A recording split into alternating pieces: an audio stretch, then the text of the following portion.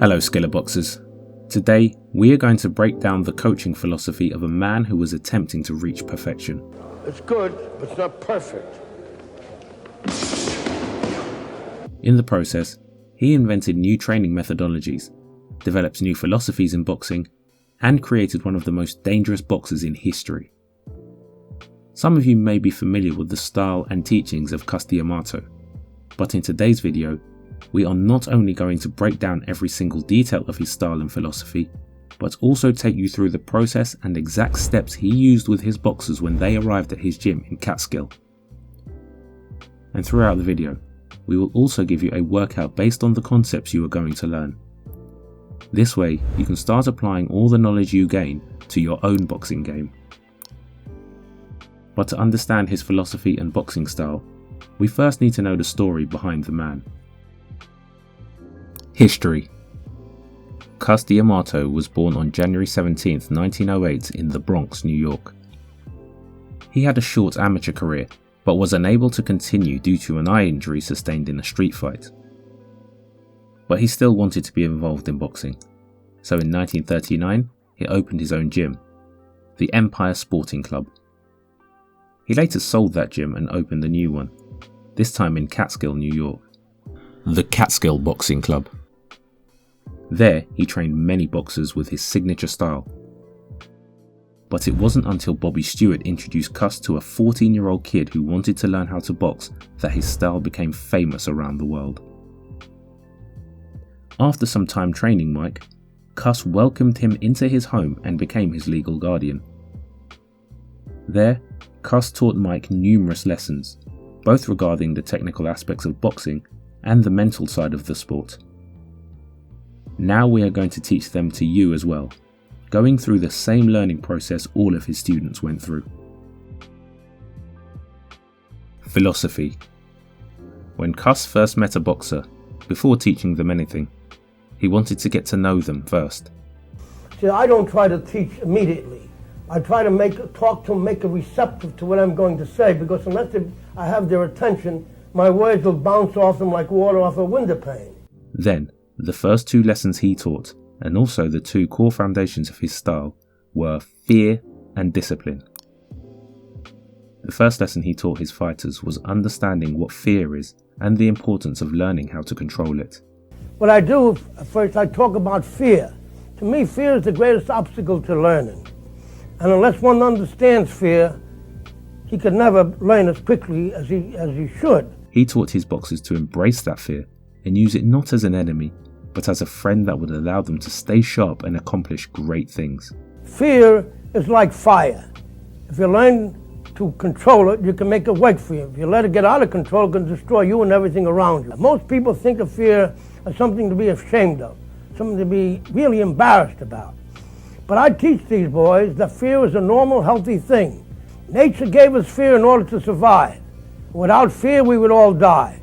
For a young kid, learning to control such an overwhelming and paralyzing feeling might seem impossible. That's why Cus liked to explain that they were not alone in this situation and that everyone goes through the same struggle. And I tell them there's no difference between a hero and a coward at all in how they feel, but it's what they do that makes a difference. But to do what the hero does, you need discipline. And this is the second foundation of his style. Learning to do what needs to be done regardless of how you are feeling. That was precisely Cus D Amato's definition of a professional.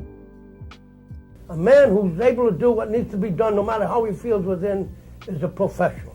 But now let's learn the actual skills of the Cus D Amato boxing style. With these two foundations, you can work toward perfection. But as he says, never actually reach it, because the concept of perfection disappears once it is achieved, and at that point a new standard of perfection is set. Because no one knows what perfection is until he achieves it, and from that time on, perfection is no longer perfection. You now could see beyond what we accept as perfection and be able to recognize a greater performance or greater talent. To reach those never-ending levels of perfection, Cus D Amato crafted a revolutionary style that is now recognized everywhere and can be divided into 5 different skills. Peekaboo boxing stance, D Amato punching style, the willy bag. Angles and commitment to the punch. Head off the center line, remaining calm. The knockout punch. So let's start with the foundation of the style. Peekaboo boxing stance. This is probably the most recognizable boxing stance in the world. The famous peekaboo stance was not actually named by Cus, but by the media. They gave it that name due to the fighter's hand positioning, which resembles the children's game. As we will see, this boxing stance differs greatly from the more traditional boxing stances taught in boxing. The whole reasoning behind this boxing stance was to be as protected as possible at all times. Again, he related it to controlling fear. In a 1959 interview with Life magazine, he stated, "To stop fear, you have to be protected. Not part of the time, not most of the time, but all of the time. You can't gamble by using an open stance, because every time you gamble and lose, you get hurt. And when a fighter gets hurt, he's intimidated. He thinks he's tired, hooked. He covers up. Now in my style, you cover up from the start, you never gamble. The right arm is always protecting the liver, the left protects the solar plexus, and the hands protect the chin. Your gloves should cover most of your face, up to your eyes, so you can peek out and still see your opponent." I teach my fighters to have their hands on their face and have their hands turned this way because it keeps the elbows in and protects the body. The posture is much more squared than in most boxing styles. You're not turned sideways like a lot of people box. With the peekaboo style, you're squared up, facing your opponent. Once his boxers had learned the boxing stance, he taught them his 8 main punches through one of his inventions. D Amato punching style, the willy bag. Rather than the usual punches we are familiar with today and their straightforward numbering system, Cus D Amato developed his own punch numbering system completely adapted to his style. Historical evidence on punch numbering is quite narrow, but Cus D Amato appears to be one of the earliest and most influential coaches to formalize a punch numbering system. In his teachings of the peekaboo style, where head movement and quick counters were everything, D Amato needed a system that allowed him to shout instructions the fighter could execute instantly, and that opponents couldn't easily decode. D Amato's numbering system was really focused on their boxing style, not covering all punches, but the ones they most frequently used in their peekaboo style. We'll let Tyson explain them. 1 left hook to your boom, 2 right hook to your boom, 3 left uppercut, 4 right uppercut, 5 left hook to the liver, 6 right hand to his man, 7 jab to the head, 8 jab to the body. Cus had his boxers drill this in what he named the willy bag, after American boxer Willie Pastrano. The bag would have a sketch with those numbers, each in the position where the punch should go. This way, the trainer would yell out the numbers, and the boxers would punch with the correct shot to where the number was. 1 2 5 6 1 6 5 2 1 2.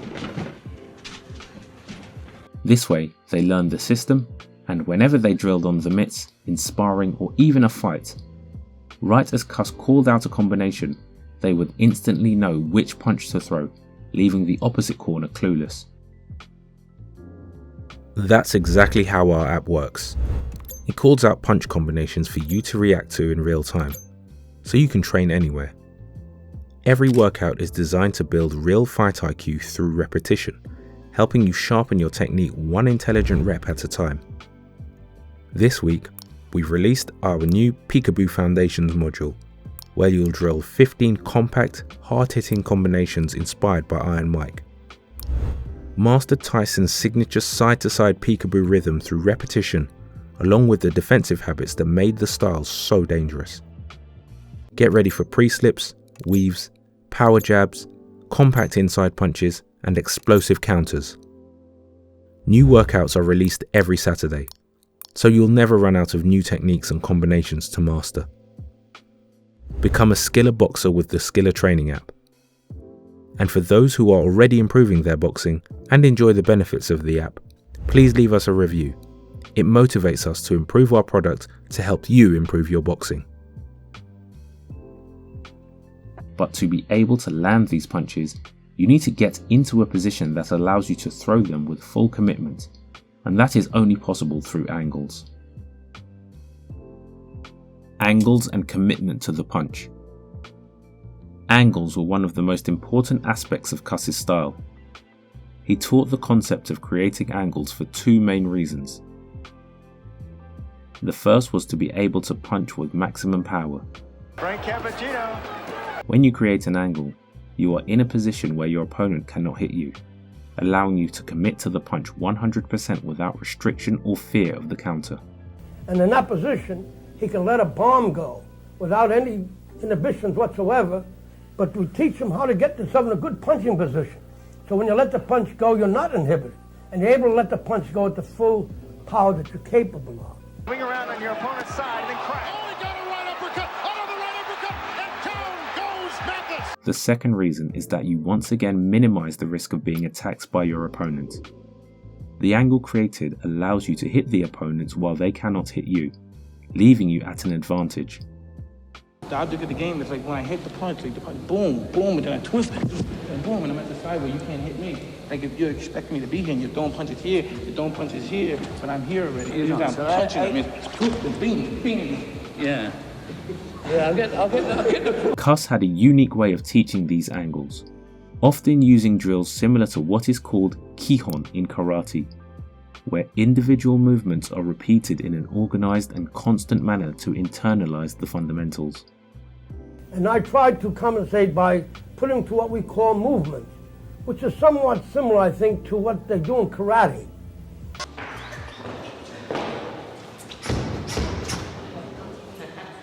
Whereby you learn to do different movements. It's no other reason but to custom the body to the movements that you're going to be required to do during the course of a fight. Essentially, the two techniques they taught to create angles were the sidestep and the shuffle. The shuffle, which they called the twist, included both a front step shuffle and a back step shuffle. This technique is performed by getting the head off the center line and twisting the body to the side to throw punches with maximum force from that position. But as mentioned, a very important part of the movement is getting the head off the center line. And once again, with Cus, there is a very specific psychological reason behind it. Head off the center line, remaining calm. One of the most characteristic aspects of the Cus D Amato style was how elusive his boxers were. You could see them constantly moving their heads without stopping. Cus emphasized remaining calm, especially when getting hit. Man who's thinking and worrying about getting hit is not going to have a good sense of anticipation. Right. He will, in fact, get hit. And most important, when you get hit, like you get excited. When you get hit, bang, you get excited and your head comes up your hands. When you get hit, that's when you got to be calmest. That's when you got to be calmest. This allows you to predict punches better and see shots coming at you. However, head movement is not only about reaction. It is also about anticipation. Cus always emphasized keeping the head off the center line to stay out of the line of punch traffic, either by moving side to side or by slipping and ducking under punches. To train this habit of constantly remaining off the center line, Cus developed another invention, the slip bag. The slip bag is a small bag attached to a cord hanging from the ceiling. The idea is to make it move back and forth while constantly keeping your head off the center line and avoiding the bag. The purpose of the slip bag is to get the fighter moving his head, to get him in the habit of moving his head correctly. He also advised moving your head after punching, again anticipating a possible counter from the opponent. Left hook, good night. This connects directly with his philosophy. The safer the boxer is by minimizing possible attacks from the opponent, the better he can manage fear and build confidence in the ring. The knockout punch. Lastly, if there is one thing everyone notices about Tyson and Cus D Amato's style, it is the knockout power. 23-pound weight advantage. To generate power, Cus placed great emphasis on using the legs to generate force and punch through the target. So much so that, as we briefly saw before, he incorporated many leg-focused and squatting drills to internalize the movement of driving upward with the legs when punching in order to generate maximum force. But the knockout punch does not only come from power. A knockout comes as much from the mental side as from the physical one. And the object of really knocking out an individual is throwing a punch where he can't see. And when there's combination punches, and when you throw punches and you keep his mind preoccupied with the body punches, and the other two punches that come to the head are the knockout punches.